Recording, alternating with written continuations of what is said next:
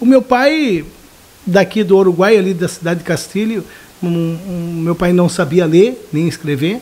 A minha mãe também não sabia ler e escrever. A minha mãe era uma faxineira que fazia faxina nas casas, né, das pessoas que têm mais o poder aquisitivo, para poder me dar um estudo.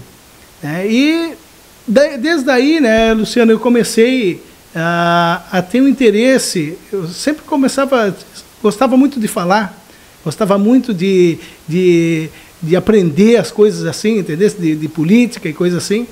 E aí eu comecei o meu irmão, o Joãozinho, lá na época de 90, se não me falha a memória, quando foi o primeiro mandato do Patela como prefeito, né? Eu me lembro que 85, 86, por aí, né? É isso aí. Essa base, 85 e 86.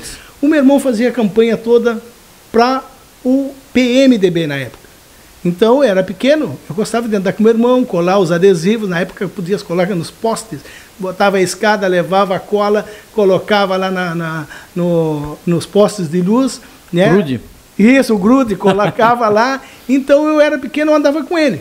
Né? Tinha o caminhão ali do final do Getúlio, que era ali do Porto, né? Que era do PMDB.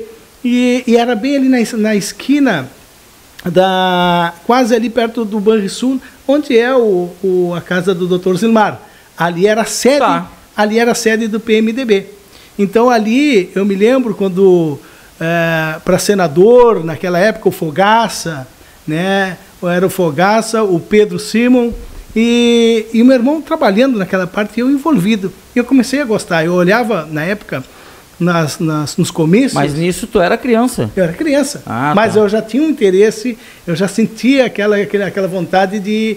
E quando eu olhava aqueles comícios, eu ia para os comícios antigos, que tinha carreteiro, tinha feijoada, ali no Seu Tico do Liberal, eu ia para lá. Munhoz fazia aquele carreteiro, todo mundo com um prato de cartão e um garfo. A gente ia ali para aqueles carreteiros que faziam, né?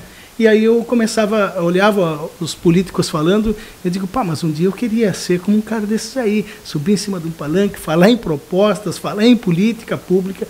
Então era aquele interesse de guri, né?